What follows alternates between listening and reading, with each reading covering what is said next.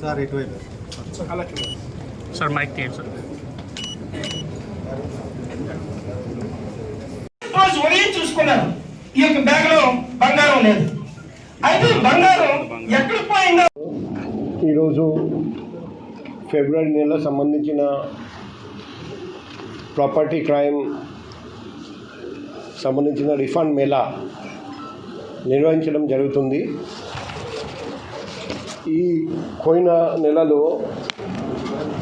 జరిగిన 62 కేసులు ఛేదించి 24 మంది నేరస్తులను పట్టుకొని దాదాపు 1 కేజీ 790 గ్రామ్ బంగారము, 6 కేజీలు 140 గ్రామ్ వెండి, క్యాష్ 7,27,500 రూపాయలు, 9 మోటార్ సైకిల్స్, 3 ఆటోలు, 1 మహీంద్రా వ్యాన్, మొబైల్ ఫోన్ 303, మొత్తం ప్రాపర్టీ విలువ 1,12,1,598 రూపాయలు.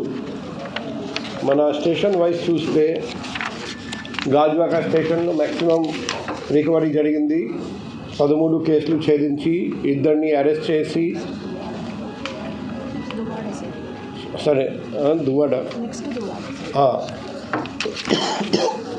13,78,120 రూపాయల విలువైన ఆస్తులు రికవర్ చేయడం జరిగింది. నెంబర్ 2 వచ్చేసి దువ్వాడ 5 కేసులు ఛేదించి 2 అరెస్ట్ చేసి 11,48,750 రూపాయల విలువైన ఆస్తులు రికవర్ చేయడం జరిగింది. ప్రాపర్టీ రికవరీ తీరు చూస్తే కూడా మన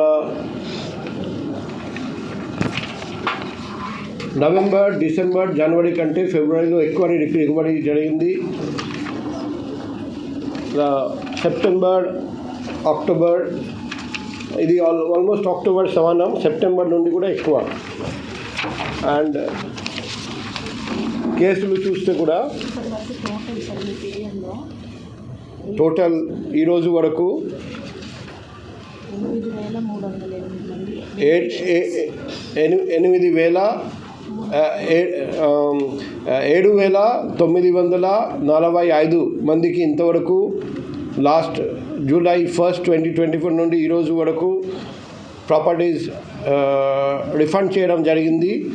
ఇంతవరకు 18,68 అంటే 68 లక్షల రూపాయలు విలువైన వస్తువులు రిటర్న్ చేయడం జరిగింది.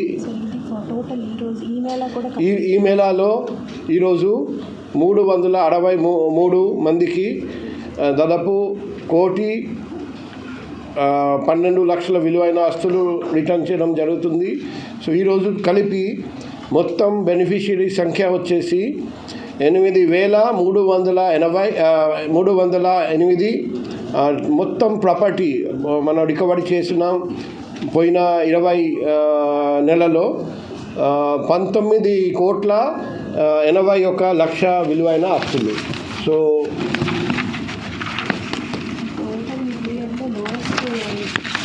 ప్రాపర్టీ సంఖ్య, ఆఫెన్స్ సంఖ్య చూస్తే కూడా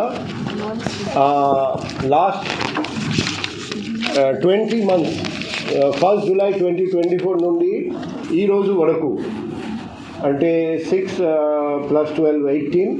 సో టోటల్ 20 నెలల్లో చూస్తే ఈ నెల ఫిబ్రవరి 2026 lowest number of property offences 62 మాత్రమే. ఇప్పుడు ఈ లిస్ట్ కూడా చూడండి, మ్యాక్సిమం వచ్చేసి 130 మార్చ్ 2025 అండ్ తక్కువ వచ్చేసి ఇంతవరకు పోయిన జనవరి నెల 69.